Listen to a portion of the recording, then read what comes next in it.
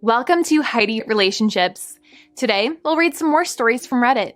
But before we start, I would really appreciate if you could subscribe to the channel, like the video if you enjoyed it, and maybe leave a comment down below.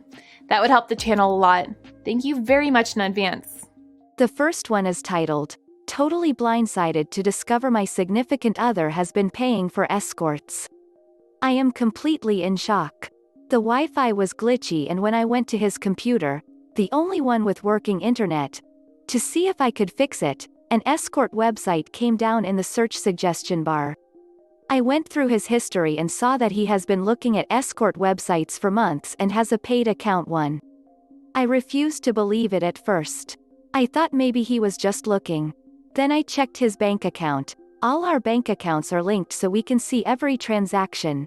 And I saw 3 atmospheres withdrawals of $250 to $300.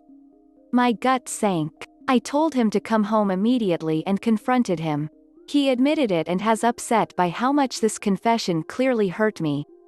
He says he went twice, both were erotic massages with no sex, his words, but to me this absolutely counts as sex. We've been together for 13 years since we were 19 and he's literally the only person I've ever dated, and he never gave any indication he was unhappy with our sex life. In fact, he says he was happy with it. But he also said he truly didn't think he would have gotten caught and that he never would have confessed to me if I hadn't caught him because he knows how horrible it would make me feel. I don't think he even feels bad about the act. He only feels bad because he can now see how much it has destroyed me. He keeps saying that this shouldn't be enough to negate our entire 13 happy years together. He's acting surprised that I would consider divorce over this. I am totally at a loss. He has been my best friend for 13 years, and normally when I'm this devastated about something, he's the one I go to. I'm fluctuation between rage and sorrow, between wanting to kick him out and wanting to be held by him. He admits what he did was despicable and keeps saying how sorry he is, but he clearly also doesn't think it was that big of a deal because he's surprised. I would consider leaving him.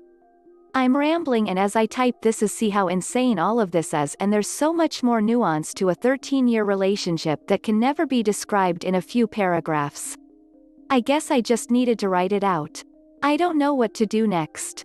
I've never even broken up with someone before, and now I'm faced with deciding whether I want to divorce. He clearly doesn't, so the decision is all on me. We had it out for about 2 hours with me screaming and crying and him very outwardly calm. I told him how humiliating this is for me. How he may have irrevocably destroyed our relationship and our lives. When there was no more to say, I asked him to go away, and I literally do not know what to do now. Am I supposed to just go to sleep? Do I tell him to stay the night somewhere else? I know I'm not at my most articulate and I can barely see the screen through my puffy eyes.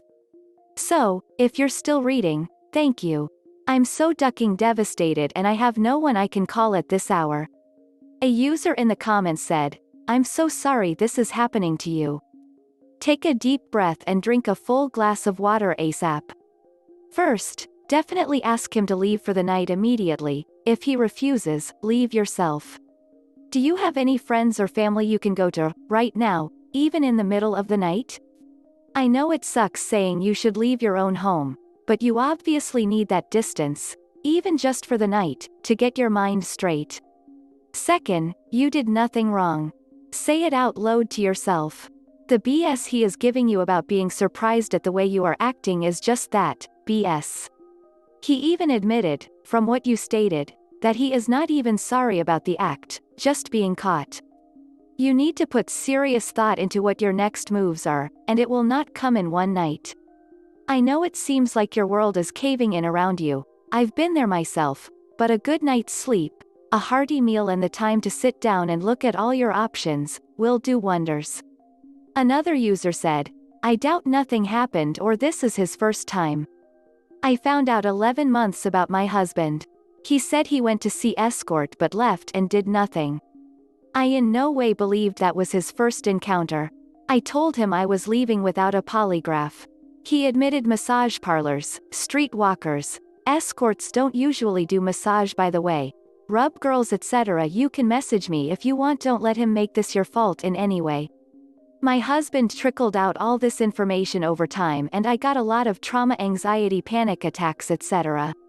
The next one is titled, Update. Totally blindsided to discover my 32F husband, 32 per meter, has been paying for escorts. Hi everyone. Thank you sincerely for all of your replies. I am obviously still in a terrible place, but I was able to make it to work today. I missed the previous day, the morning after I made the discovery. I used the food poisoning excuse, although I'm sure I looked a lot worse than just a case of food poisoning. The effort it took to hold it all in for 8 hours and pretend I was okay was literally excruciating. My brain and body hurt more than I knew was possible. I feel like I've been in a car accident. I was also able to do an emergency Skype session with my regular therapist, who was in total shock when I told her what happened. My mom and my dad also know, and they've been amazing. They are there for me to listen to me rage at any hour of the night. They live across the county so I can't go see them for a while, but they're always only a phone call away. I have not told anyone else yet. I refuse to keep this a secret because pretending I'm okay when I'm not will only make me feel more isolated. But if I tell any of my friends, it pretty much feels like the nail in the coffin. They will despise him on my behalf. He will no longer be welcome to anything they attend. I know they would never say this to my face, but if I decide to stay with him, they will think less of me. If I'm being honest with myself, if a friend told me that her husband was ducking hookers and she decided to stay with him, I'd think she was a weak fool too. This is the worst part about the position he put me in, that I'm sure never ever crossed his mind. So now I'm caught between being honest with my friends and working toward repairing my marriage. At this point, I struggle to find one good reason to stay. I am in a very dark place though, so I'm sure that's coloring my perception. Also, I kicked him out. The ducking idiot failed to clear his browser history even after he got caught. I did a deeper search and found 2 instances where he was looking up STDs and STD clinics. I texted screenshots to him and told him not to come home. He has a hotel until Friday. I also told him that I don't want to see him again unless it's in a therapist office. And I of course made an appointment for a full STD test. If he gave me one, it's over. I will hire the most expensive lawyer in my town, and I will destroy him. So that's where I'm at right now. I just got assigned to a major project at work and I don't know how I'm going to make it through without having an emotional breaking down at some point. A user in the comments said, again, member of your club. No one wants to be in this club. I told my closest friends, and his best friend.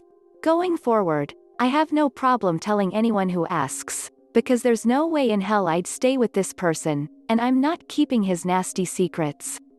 It's not like a one-night stand or feelings for someone that spiraled into a massive temptation. These guys are holding a gun to our head every single time they bang the most high-risk members of society, then come home and have sex with their wives. I also have an enormous problem with them having no conscience about using and exploiting low-status people who obviously aren't doing the best in life. That in itself is unacceptable to me. It, alone, speaks to their heinous character, and that's not even getting into the repeated, methodical, willful and conscious deceit and betrayal of their spouses and families. I'm so very sorry you're confronted with this and empathize with your suffering. Another user said, I'm so sorry, I know your feelings, pain, anger, rage, why me thoughts. Mine went to hookers, massage parlors, escorts, rub girls. He did this for 15 years behind my back. I have told people, he has to face them and deal with the fact they know. If he feels like crap, that's his problem. It's been 11 months, I still cry daily, just not as painful as it was. This is a very long process. My husband goes to sex addiction group and SAW every week and sex addiction therapy every other week. He seems sorry. I just can't get out of my head he has left me in bed to go screw another woman when I rarely turned him down. I might stay till my youngest is 18. The next one is titled, 1-year update. Totally blindsided to discover my 32F husband, 32 per meter, has been paying escorts. Please Please help. The night that I wrote this was, without a doubt, the worst moment of my life. It's a feeling I wish I could forget, but ultimately, I'm glad I went through it. It's been over a year since I discovered his escort accounts. We had that one night blowout, which happened right before I reached out to Reddit, desperately seeking help. The morning after that post, I found out that he had lied to me about using protection with the escorts. A fact that I discovered when I went through his computer search history and saw just how many times he had Googled the phrase, herpes, and how to know if you have herpes. I'm happy to say that I kicked him out of the house that day and never let him back in.